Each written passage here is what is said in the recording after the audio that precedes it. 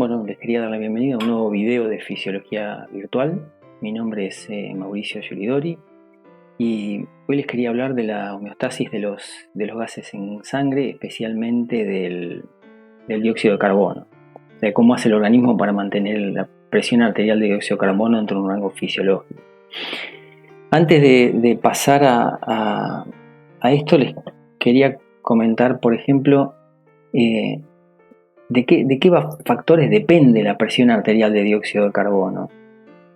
Y podríamos verlo y decir que la presión arterial de dióxido de carbono depende básicamente de la cantidad de dióxido de carbono que hay en la sangre o en el medio interno del animal, de la masa de dióxido de carbono arterial.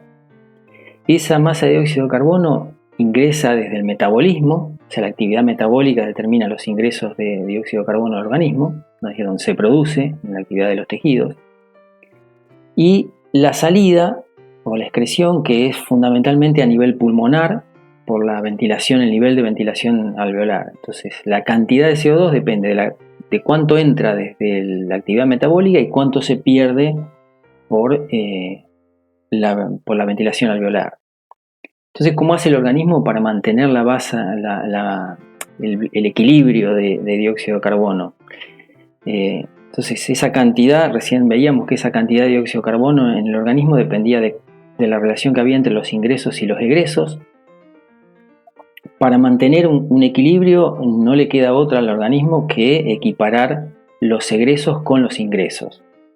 O sea, el sistema respiratorio tiene que equiparar cuánto se elimina con lo que ingresa desde la actividad metabólica, lo que se produce a nivel de los tejidos, digamos. Ahora, ¿cómo hace el organismo para saber qué concentración de dióxido de carbono tiene? Bueno, eso lo hace a través de los quimiorreceptores que son sensibles al dióxido de carbono. Acá, para mostrarles un ejemplo, tienen un quimiorreceptor que, fíjense que la anhidrasa carbónica lo que va a hacer es combinar el dióxido de carbono con el agua y va a producir ácido carbónico que se disocia en hidrogenión y bicarbonato.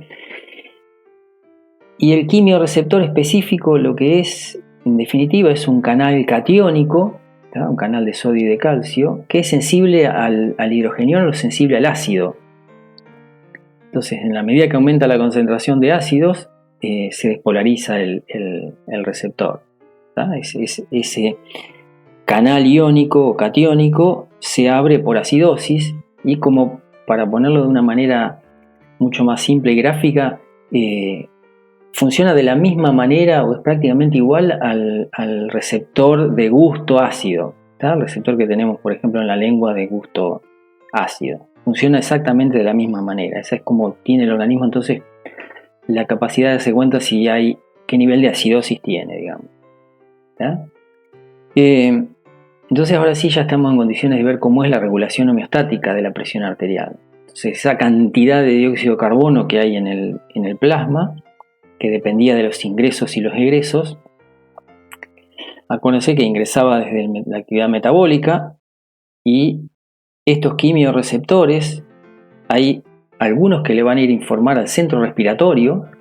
El centro respiratorio tiene un valor de ajuste de presión arterial de alrededor de 40 milímetros de mercurio.